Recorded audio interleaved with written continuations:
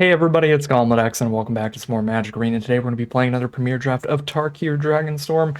This format has been absolutely sweet so far, and I'm really excited to hop into another draft. So without further ado, let's get into our Pack 1. Pick 1. I think the safest picks here are the great monocolored removal spells like Dragon's Prey and Osseous Exhale for fitting into a variety of decks and just definitely making the cut. But Narav is a pretty fun build around for a Mardu deck. All of your immobilized tokens are going to be doing double damage since they'll have technically entered the battlefield this turn, as well as your haste creatures. Now it is a little bit narrow for a 3-color rare, so I don't think it's a particularly strong Pack 1 pick 1, and it probably is the better pick in a very competitive event to just take one of these monocolored removal spells. But Narav is a really cool card that I have not had the opportunity to play with yet, so I'm going to play a little bit suboptimally here and potentially try to force myself into Mardu to play around with it. For pick number 2, we've got a pretty good follow-up in this pack. The Teeming Dragonstorm's pretty nice. If you've got some dragons in your deck, we already have at least one with Narav here. This is 4 mana for 2/2/2s, which is already fine, but if you can return this at least once, it becomes a very, very good deal. Being able to recast it over and over and over again, potentially, is pretty solid. So I like the Teeming Dragonstorm. There's some other pretty great cards in this pack. I like the Monuments a lot for fixing. This is not an on-color monument to our first Mythic, though, so it's not a super high pick for us immediately. Do want to shout it out, though. There's also Salt Road Pack Beast. This is one of the better cards for the Mardu decks because they're going to be about going wide, putting a lot of creatures on the board. So this is a really efficient way to get some card advantage while you're adding to the board. There's other really solid cards here, but they're not really related to where we're at right now. So I'm just going to grab Teeming Dragonstorm. Pick number 3. We've got a Molten Exhale. This is a super, super high pick. One of the better exhales, and all of the exhales are quite solid. And of course, it's on color to Narav here towards a Mardu deck.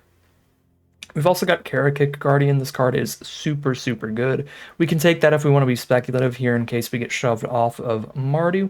That is super reasonable. Or if we want to take mana fixing super highly and try to build a 5-color deck. Those are some of the strongest decks in the format, 4 or 5-color stuff. There's tons of fixing, and if you take it highly enough and just play all the best cards, you can have a super sweet deck. But even if we randomly end up in some kind of 5-color deck, those decks still need a good amount of the really cheap interaction like Molten Exhale. So I think this is just a really, really good pick here. Pick number 4, we've got a Windscarred Crag for some on-color fixing. We also have Osseous Exhale for another one of these great cheap removal spells.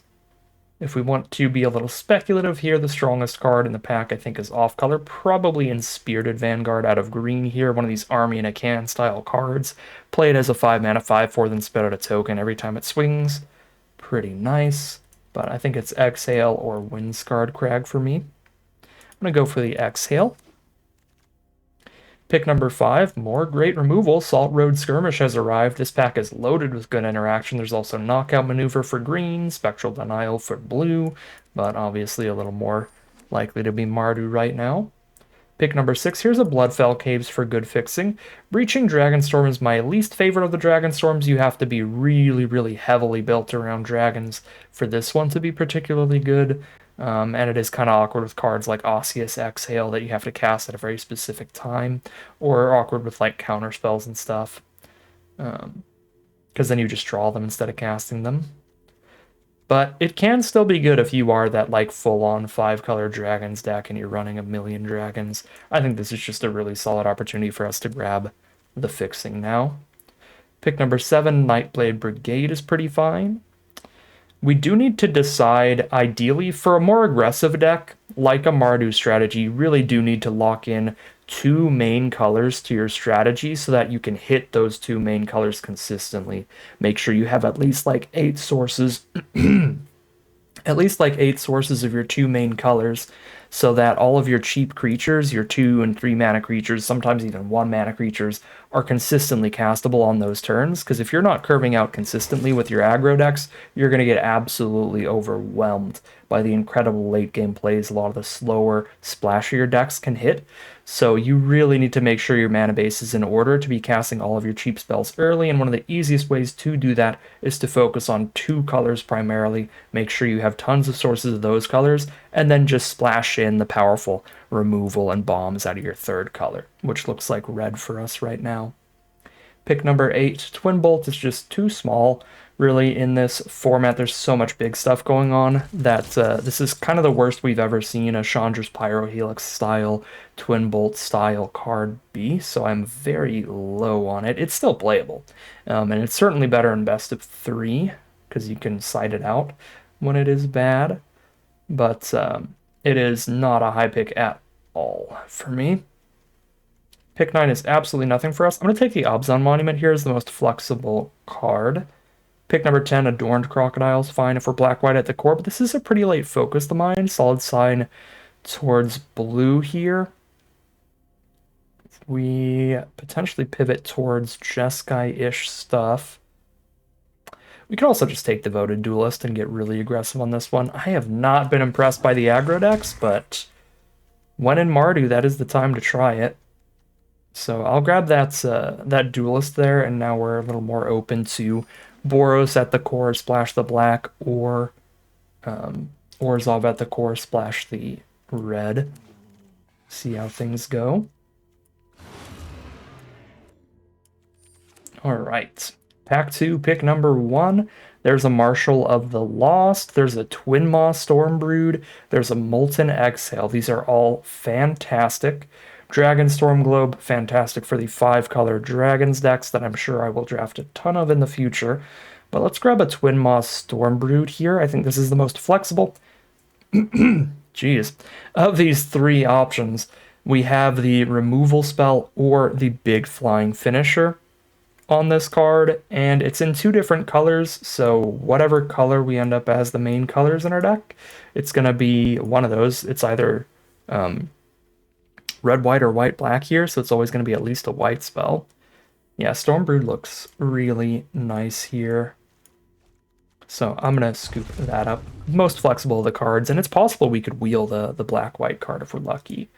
Okay, how black are we right now? We have 1 Salt Road Skirmish and 1 Narrative for really exciting cards, and then outside of that, honestly, Brigade's decent, Negotiations is fine.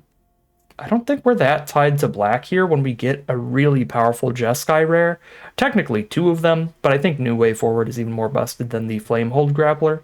So the idea behind this card is when your opponent attacks with their big 4/4, 5/5 dragon or something in the late game, all of a sudden you're like, nope, you're going to take 5 and I'm going to draw 5 cards, where you just completely flip the game around. So this seems like a really powerful bomb rare that can get us on the pivot with Boros as our main colors towards Jeskai instead at this point. And if we get enough fixing, maybe we splash in a little black as well. Pick number 3, there's a Constrictor Sage or Durgar Island Dragon for reasonable blue spells if I really want to lock in onto this New Way Forward, or I can just take a second Bloodfell Caves to help us splash in the black. Either in just Boros splash black or Jeskai splash black.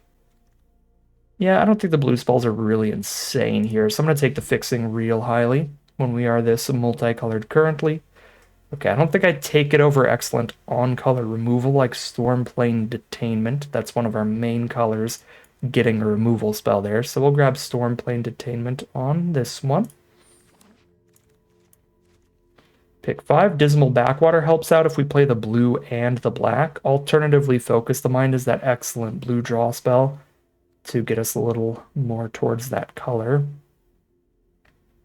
Narset's Rebuke is pretty solid removal that also splashes in blue the turn that we cast it, which is kind of cute. Doesn't really help us splash a 5-mana blue spell like New Way Forward that easily, but it is helpful. I think I'm taking Dismal Backwater.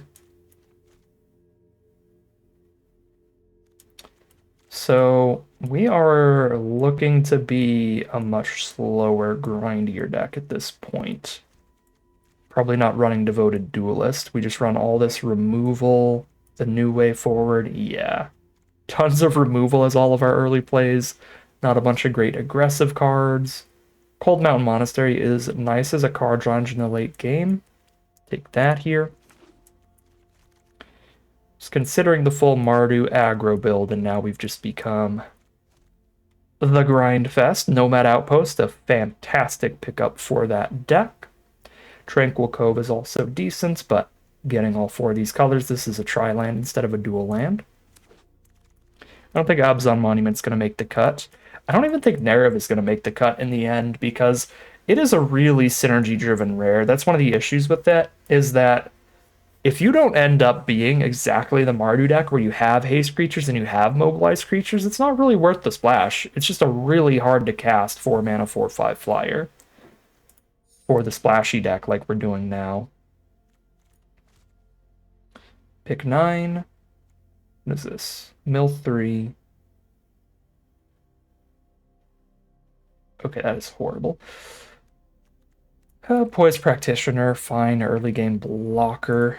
Chunk things up a little bit. It's in one of our 2 main colors. There's Flamehold Grappler, pick 10. Sure. Jeskai is definitely a spot to be. That's going to be basically a 6-drop for us, trying to double up a 2 or 3 mana play later in the game. Durgar Island Dragon is solid here. Pick up our Dragonstorm. Also an early game way to slow our opponent down a little bit, or a late game finisher. At 6 mana, super late Scoured Barrens. Really happy to see that. And for our mana here, we're on 6 lands, so we're on 15 non-land cards. We need to find like 8 more non-land playables in this final pack, ideally. Nightwatch is sort of blue, black, and 2, but prefer not to run that at that expensive cost. Alright, pack 3, pick 1. What do we got? This Mardu rare, once again, really not very good unless you're super aggressive. I like the Dragon's Prey here. Solid cheap removal against any of the great like clan-oriented warrior-style rares, any of the non-dragon cards, but it's still fine removal later in the game because the format is slow enough that your opponent can just cast like a 6 or 7 mana dragon, and it's super fine to spend 5 mana to kill that thing. So I do like Dragon's Prey a good amount. There's also Mammoth Bellow, great 2-for-1, but we don't have a single green card right now. So we have to splash into all 5 colors to get that in here. I think if the Dragon's Prey weren't in the pack, I'd probably take the Bellow, but since we do have one, I'll scoop it up. Pack 3, pick 2. Windscarred Crag, Sandstep Citadel. Get some more dragons into our deck to work with our teaming Dragonstorm and our Exhales if we take a Stormshriek Feral. Not the greatest stat line ever for the 5-mana version of this card, but the fact that it makes all of your cards that care about dragons a little bit better, and it is flexible, where it can be your draw spell if you don't have the right cards, it's pretty decent. I think I'm just taking Windscarred Crag, though. I guess the Citadel's technically a little better, since we're playing white and black as well, just in case we're also playing green in the end. Yeah. Pack 3, pick 3. Another Stormplane Detainment looks great. Get a lot of these 3-mana removal spells to make our Flamehold Grappler even better. Now I do have 1 green source in the whole deck, but because we're not playing green as a core color, we don't have any ways to tutor out basics or anything like that, so we cannot consistently hit green for like a Splash and Karakut Guardian. We'd have to run Citadel, double Forest, and just hope to naturally draw it.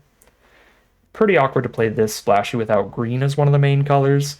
The pivot into the 4 or 5 color, much easier to do if you started with green at the core of your deck. Why I think green is one of the best colors in this format, but hey, I'm going to take another Stormplane Detainment here, go with our Grappler. Just another great 3-mana card to copy in the late game. Pick 4, Unending Whispers, pretty solid. There's also Strike Master, which is pretty great. Gives us an early play that stays relevant later when your opponent plays their big dragon. You can kill it with this, and it gives you mana early. We're not super tied to our red, though, so I don't know if I want the really cheap red spell. Yeah, I think I'd rather just take Bivouac for blue-red fixing. Pick number 5. Another Osseous Exhale looks great. I'll take that over Bloodfell Caves. I can't spend every single pick on lands here, because again, we have like 8 lands in the deck right now, which means we have 18 non-land cards. We need to get to like 23 of those, so come on in, Osseous Exhale. Pick number 6. How many dragons do we have? 2? Okay. Not quite enough for Breaching Dragonstorm to really be worth it, I would say. What can we take here? Like a filler worthy cost, we're not that great at stacking things too. Frontline Rush is pretty filler without being aggressive. Boulderborn Dragon. I'm going to take Tranquil Cove here. I just said how important it is for us to get some non-lands here in the end, but those non-lands were just real bad, and now these are really good. Sibsig Appraiser is fantastic. Sage is solid. Brigade is solid. I'm going to take Appraiser. Pick number 8, Narset's Rebuke. Great removal. A little bit of fixing as well. If I've got like a blue card stuck on my hand, like a Focus the Mind or something, I can go Rebuke into Focus the Mind in one turn, which is fantastic. Pick number 9. I don't think any of these cards are particularly great in this deck, but I don't care about green mana at all, so Highlands isn't even fixing for us. So we take the Stag, I suppose, to get our filler 23rd non-land card. We got the Stormshriek Feral to wheel, which is actually decent in here, because we do care about dragons. Pick 11. I could play Bearer of Glory and try to scare people into thinking we're Mardu aggro. I guess, probably better than Adorned Crocodile. Pick 12. Jeskai Devotee. Yeah, another early play. Trade off against the more aggressive decks, and it fixes our mana. I don't think we're playing Ringing Strike Mastery, but if we did not make playables, I guess it can go in. Alright. I love this this set. I love this format, because this deck immediately just looks like an absolute nonsense pile that will get absolutely steamrolled in basically every other format we had last year. But I think this is this is your average Tarkir Dragonstorm deck, honestly. Definitely cut the combat trick there. And what else are we doing here? That's 2 mana removal, 2 mana tapper.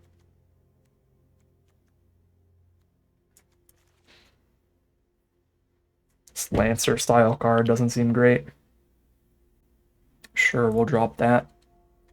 Alright, so I don't think this deck is incredible. We didn't get a lot of really good top-end bombs, which is what you super want in these big splashy decks. So in the mirror match, we could get overwhelmed by just bigger rares and mythics.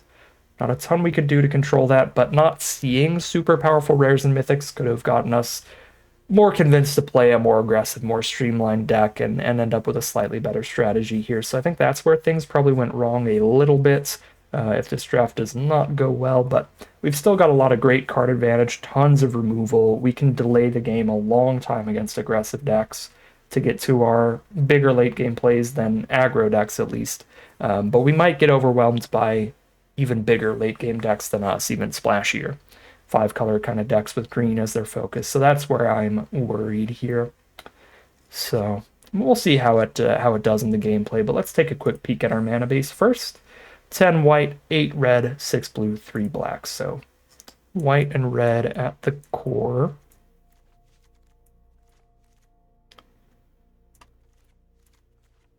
That's both. That's just red. This is just white. This is just white. 3, 4, 5, 6, 7 white sources. 1, 2, 3, 4, 5, 6, 7 red sources. How am I doing on blue sources for our 6 blue cards? 1, 2, 3, 4, 5, 6. Do any of the blue cards need to be cast early? Not at all. Sibsig Appraiser is still good late. I'm going to cut a blue for another white here. And then black, we've got 1, 2, 3, 4, 5, 6. Black is looking great. Yeah, that looks like where I think I want the mana base to be. We will call it a deck here, hop into the gameplay, and see how it does. Here we are on the draw for game 1. This is a really excellent opening hand. We just need to find a red source to be super happy, but we have the Exhale to defend ourselves already. And it'll gain life as well, because we've got the dragon in our hand. Our opponent is Big Splash over there, green, red, black, which is not a main clan, that is Jund. Those are allied colors, so they're playing a 4th color. Probably blue, right? Because green, red, blue is Teamer. Adding black lets them put Sultai in as well. So that would make sense to me. I guess green, red, black, white would be... What would that be? That'd be Mardu and Abzan? Yeah, either way they fit 2 clans in the deck off of the 3rd color. There's our red source. We love to see that. I think we're holding on to a Grappler Charring Bite for the late game. Rescue Leopard, not a great blocker against the Death Touch, so I think I'm going to Osseous Exhale this Sultai Devotee for now. May choose not to gain the life, though.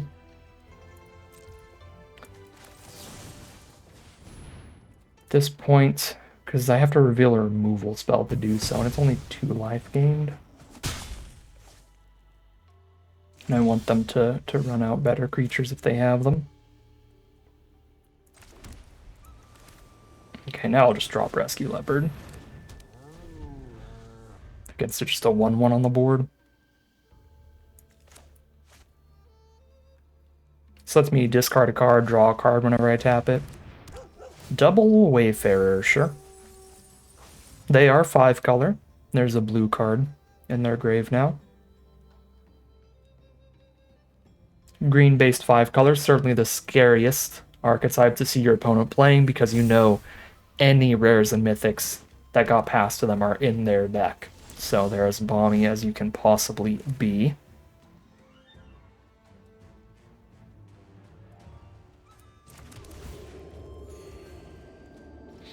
Discard a card, draw a card, have the Exhale up to keep the Leopard around.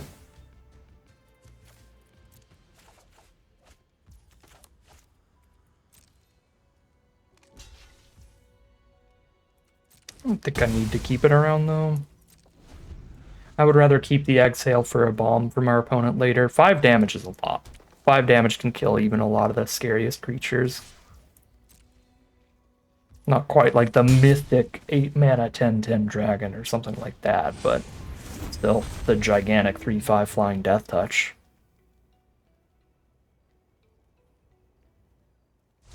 Alright, they exile our grave. Can double Charring Bite here, but not getting much value out of the second copy, just killing a 1/1 Wayfarer, so... New Way Forward draw 3 also isn't the craziest thing in the universe. I could have just like detainmented the Gorger there, but I'm just gonna do the draw 3.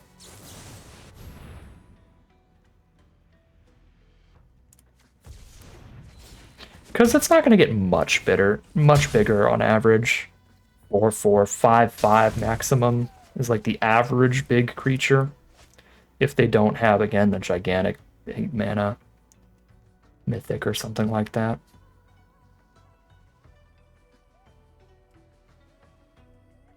Sitting pretty here with our control deck. Okay, I lied. At least they can only get a 3/2 back, but that brings back their Parination. Wow. That's tilting. I mean, we can't possibly beat that. They have a hexproof indestructible creature, and they get another hexproof indestructible creature.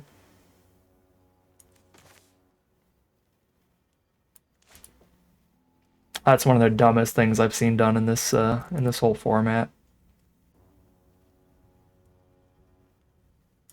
So I have to exile the dragon, or else they get back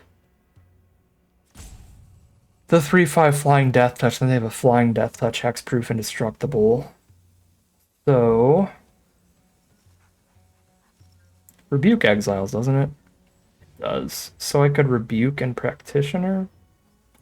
But that would be Practitioner as my second spell, which wouldn't get the trigger. So I think it's Practitioner Detainment.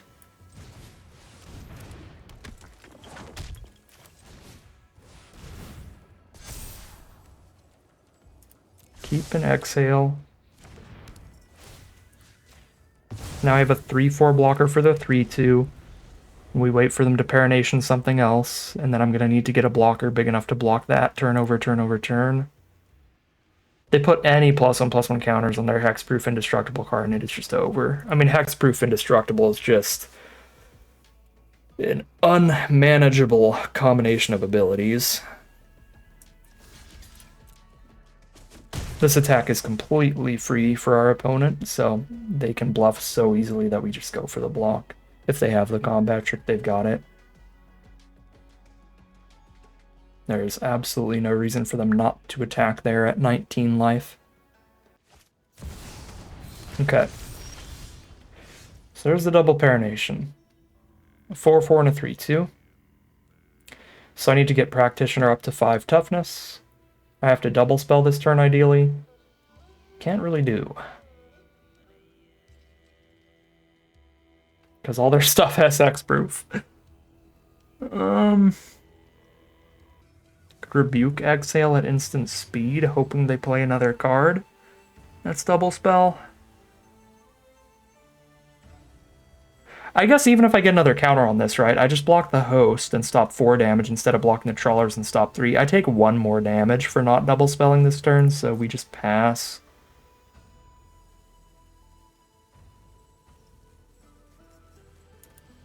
And they don't have any reach, though. I could also play the Storm Brood and try to have that be our finisher. Yeah, I have so much removal in here. We play the Storm Brood, don't use it as removal. Try to see if we can get 4 swings in with it. Highly unlikely here. This format has tons of great removal, and they are in some of the removal heaviest colors. Having a bunch of swamps over there, a bunch of black sources. Back down to 20. Hoping their hand is just all creatures. Sure, Rakshasa finished the Practitioner is pretty good for them.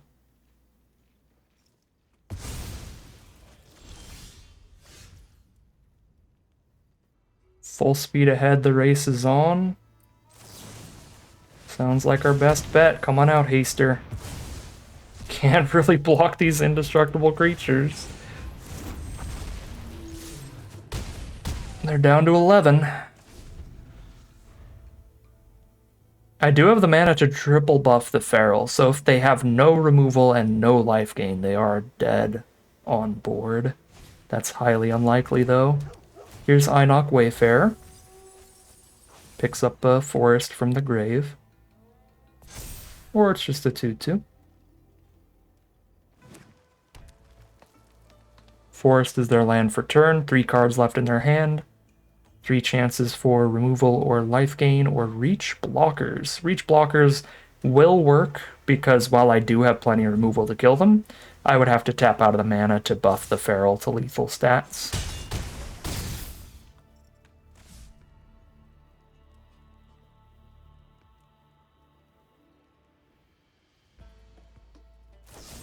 They do have the removal for the Feral, but they have to tap out for it, so we can still win off of 3 Stormbrood attacks. And if I go for a skirmish here, I can make it a kill with just 2 attacks while still having removal up. I could also grapple her for double skirmish and a chumper for one of their attackers, which is decent. I think we go for that here.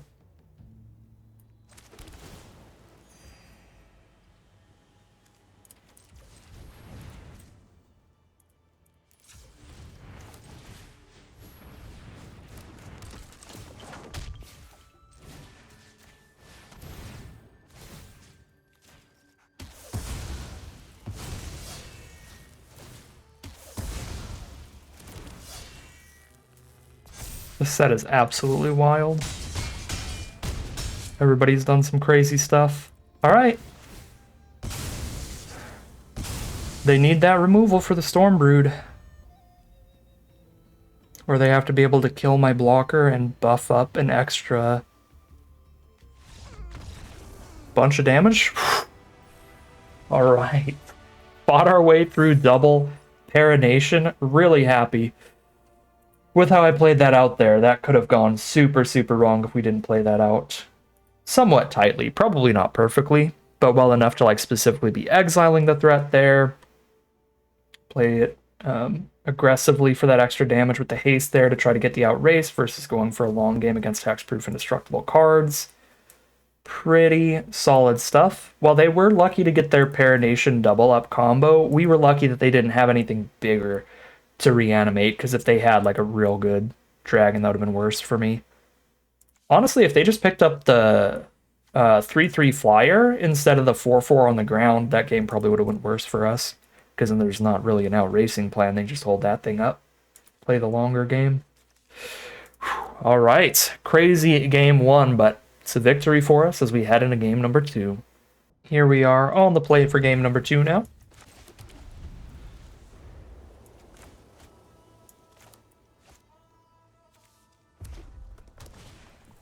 Dragon Fireblade turn one is a problem. All of our removal is monocolored. So this card is just gonna get a lot of damage in for our opponent. Okay. Missing the land drop, also a problem.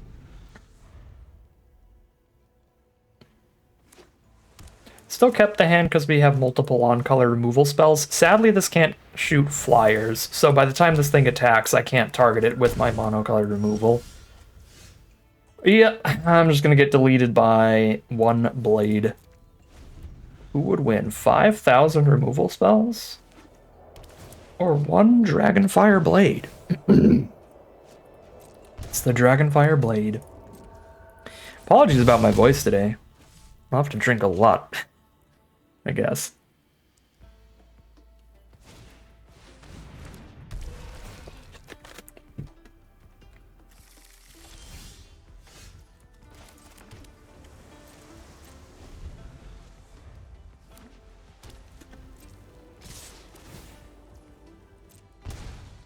Yeah, I mean, Sinkhole Surveyor just rides them all the way to victory when I can't interact with it at all.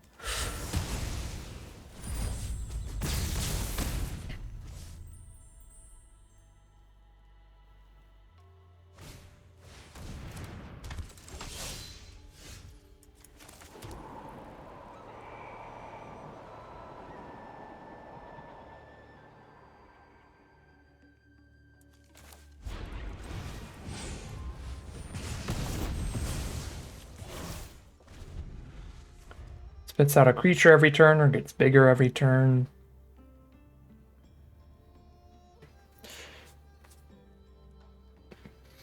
Play against major hexproof stuff 2 games in a row. But this time I don't think we're getting out of it. Yeah, that might be lethal. Yeah, that is lethal. Alright, not too much of a game of Magic there. 1-1, heading into game number 3. Hexproof will do that to you. I do stand by that keep, though, because if it weren't for the hexproof, we wouldn't have been under really any pressure at all at that point. We had so much removal by the time we found that black source, we could have been fully stable. Because we had the life gain removal we could have used on the bird, and then we had the 5 damage removal for the 4-2. They would just had a couple 1/1s chipping in for a tiny bit of damage while we set up.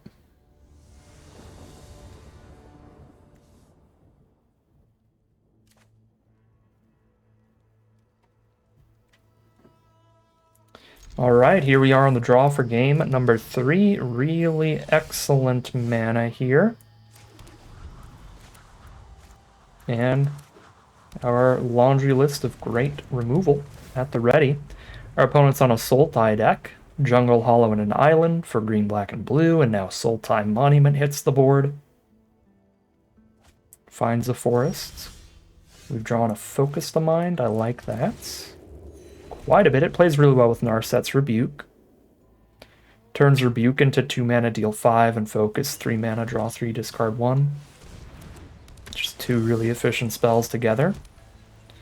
Just gonna detain them here, keep the Trampler off of us, and slow down their early game. Buy us time to get to our big late game action. I could go Grappler double Appraiser as a good late game play here. There's a 4-2? Sure, here's a 2-1.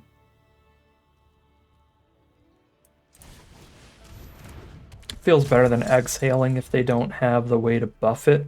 Then I'd rather keep the exhale for a larger creature later. Dragonstorm Globe. Excellent mana fixing. This is, I think, the best that we've ever seen. At least in my memory. This is the best that a 3 mana, just tap, add 1 mana of any color mana rock has ever been on Arena, at the very least. I haven't been playing long enough to know if there was another really old Magic set where it was really good, but Dragonstorm Globe is really good. Ooh, especially when you got the Forecaster. Let's go. Obzone Splash Blue for the Forecaster Dragon combo. Dragon and Dragonstorm Globe. That's fun.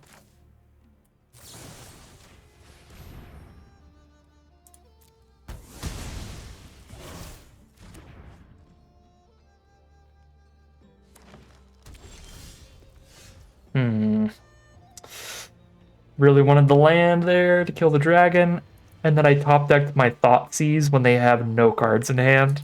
That is the literal worst draw in the deck. Very sad to see that.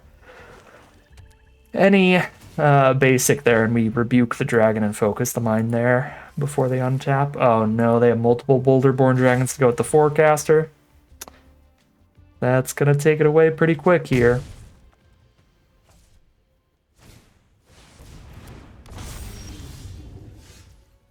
Missing land draws. Having a Thoughtseize against an empty hand. This is really bad. I'm going to 3 life this turn. Do they have triple Boulderborn Dragon? Oh my god. Well, you got me. Game 4 it is. And when we saw from game 1, our deck is capable of defeating even really explosive starts, so the quick losses here in game 2 and 3 are real bummers. Just kind of losing the rock, paper, scissors matchup. Game number 2, dying to hexproof really badly, and then game 3, really awkward variance there on our land draws. Not just the land draws, but again, drawing the discard spell in the late game when they're already empty-handed. Just rough draws, it is what it is. Again, I'm not arguing that this deck is a 7-0 or anything. It's probably an average 4-3-ish kind of deck. But 2 quick losses in a row like that is rough.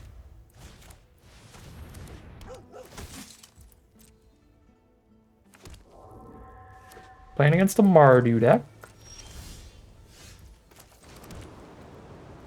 1-for-1 removal is pretty bad against cards like Fortress Kinguard that are just like 2 1/1s off of 1 spell.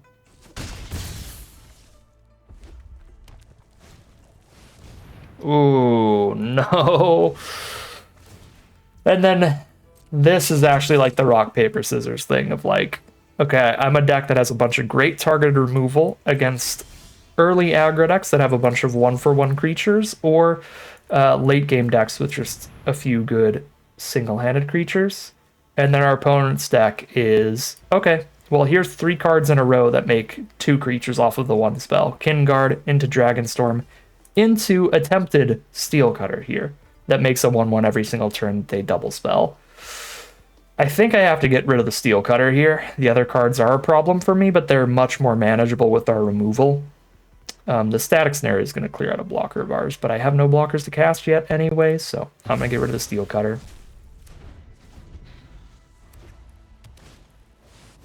100 Battle Veteran, take a bunch of damage from this Dragonstorm. 2/5 Stag on blocks, and then they just Static Snare it here.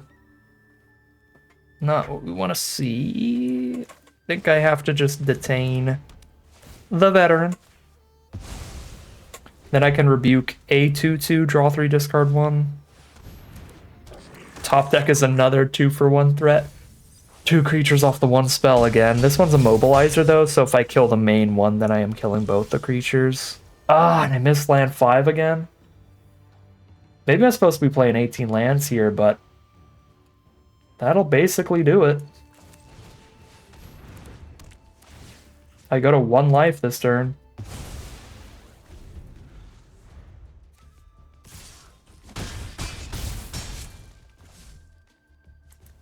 I guess I had the Detainment to exile the Static Snare. Still couldn't get the Stag to stay around when I need it. Yeah, I missed the 5th land again. Not that it saves me here.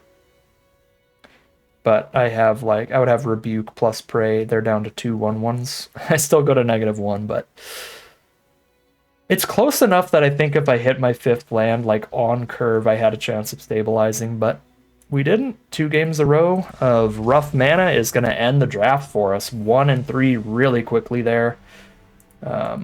with those 3 losses all clumping up immediately. It is what it is. Perhaps I should have played an 18th land here, but I don't think that these losses were massively indicative of a huge flaw in this deck. The first loss for sure was not. I mean, they just gave their card hexproof from all of our removal.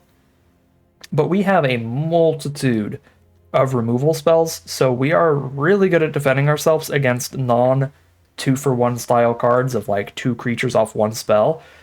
I think without the Teeming Dragonstorm, if that was any like 4 mana 4/4, I mean even like a 4 mana 6/5 menace or something, we could have won that game. It was just being the 2 creatures off 1 spell that got us killed. And even then, had we hit all our land drops again, we had enough removal to even take out all the tokens over time and then new way forward and win the game off that. So just mana issues there. And it wasn't mana issues based on colors, it was just the quantity of lands drawn. I just needed my 5th land there. And same for our second loss, just mana screwed again on that. So a little bit of a tragic run for this deck. I don't think this is a great deck. This is one of the weaker ways to try to run a big 4 or 5 color splashy deck. You do want green at the core generally. So I do think this is an average 3/3 or 4/3 deck rather than like a 7/0 like some of those green splashy decks can be. But I think that the massive quantity of removal, the great mana fixing that we took in terms of all of the lands in the mana base, was certainly enough to get this deck absolutely rolling and buying time to hit the late game if we could just hit those lands on curve and dodge the incredible hexproof equipment from that one opponent. Just a rough run of variance for us overall. Drags are probably 3/3, 4/3 down into the 1/3 bracket. Sad run today, but you certainly can't win them all. But that is going to end today's video. As always, I'd like to thank my patrons and YouTube members for their support, as well as you for watching the video. If you're interested in seeing some more, you can always like, comment, and subscribe to tell the YouTube algorithm to send you some more in your recommended feed. If you'd like to catch me live, you can check out the Twitch channel in the link in the description below. And if you'd like to support the channel directly, you can check out the Patreon link in the description below. But other than that, as always, thank you very much for watching, and I'll see you again soon for some more Magic Arena.